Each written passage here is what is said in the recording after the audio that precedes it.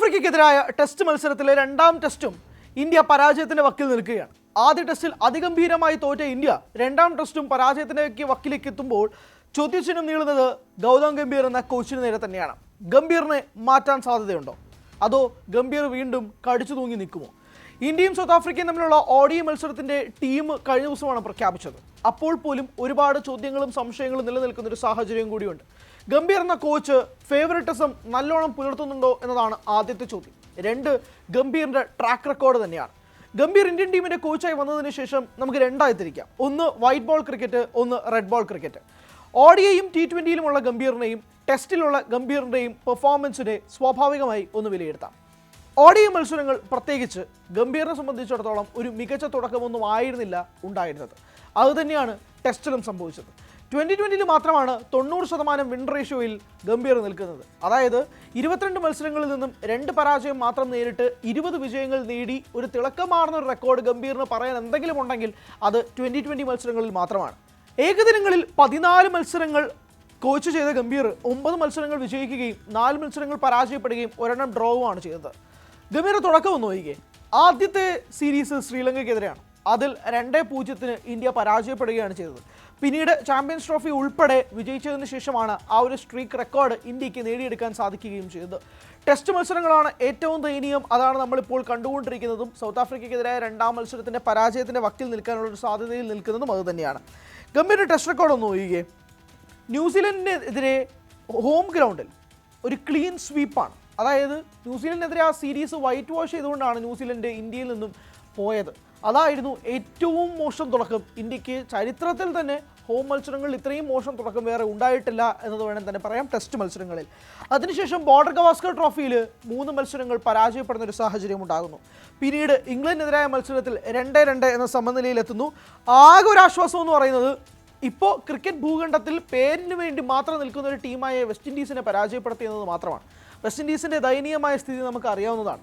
അതുകൊണ്ട് വെസ്റ്റ് ഇൻഡീസിനെതിരെയുള്ള വിജയം മഹാവിജയമായിട്ട് കണക്കാക്കാൻ മാത്രമേ ഗംഭീറിന് സാധിക്കുകയുള്ളൂ. അല്ലാതെ ടെസ്റ്റിൽ ഗംഭീറിന് കീഴിൽ ഇന്ത്യ വളരെ മോശമായിട്ട് നിൽക്കുകയാണ്. ഏറ്റവും ഒടുവിലത്തെ ഒരു അഭിമുഖത്തിൽ ഒരു ഇൻ്റർവ്യൂവർ ഗംഭീറിനോട് ചോദിച്ച ചോദ്യം 3 ഫോർമാറ്റിലേക്കും 3 ക്യാപ്റ്റന്മാരെ ആവശ്യമുണ്ടോ, അതോ 3 ഫോർമാറ്റിനും ഒരു ക്യാപ്റ്റൻ മതിയോ എന്നതായിരുന്നു ഗംഭീറിനോടുള്ള ചോദ്യം. ഗംഭീർ പറഞ്ഞത് ടെക്നിക്കലി 3 ഫോർമാറ്റിനും 3 ക്യാപ്റ്റനാണ് നല്ലത്.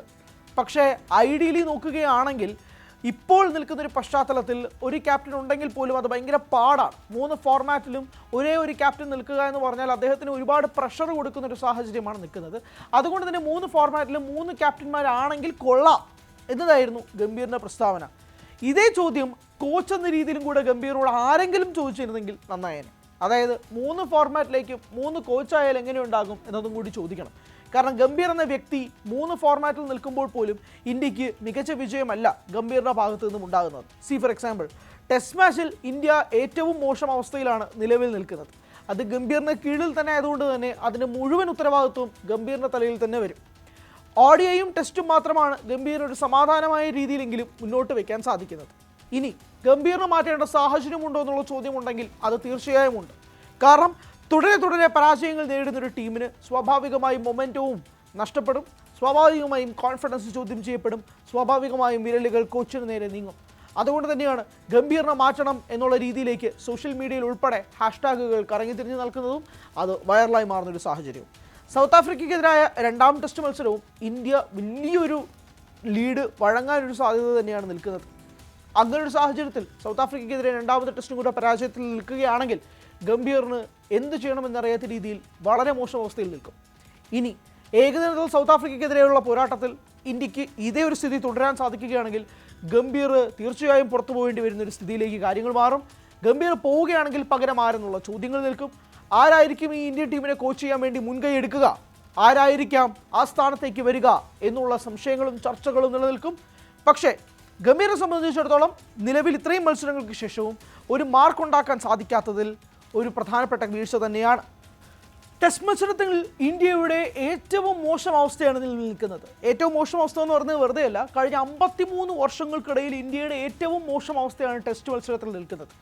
അതിലേക്ക് നയിച്ചത് കോച്ചായ ഗൗതം ഗംഭീറാണ് എന്ന കാര്യത്തിൽ തർക്കമൊന്നുമില്ല. പ്രത്യേകിച്ച് അദ്ദേഹം പുതുതായിട്ട് കൊണ്ടുവന്ന ടാക്ടിക്സ്, പുതുതായിട്ട് കൊണ്ടുവന്ന പ്ലെയേഴ്സ്, അവരെ ബാക്ക് ചെയ്ത ഫോർമുല, ഇതൊന്നും തന്നെ ടീമിന് ഒരു തരത്തിലും ബാധിച്ചിട്ടില്ല എന്നത് മാത്രമല്ല, ഇതിനൊക്കെ പ്രതികൂലമായ രീതിയിൽ ടീമിന് തിരിച്ചടി കിട്ടുകയും ചെയ്തു എന്നതും കൂടി സൂചിപ്പിക്കുന്നതാണ് കഴിഞ്ഞ മത്സരങ്ങളിലൊക്കെ തന്നെ പ്രകടനങ്ങൾ.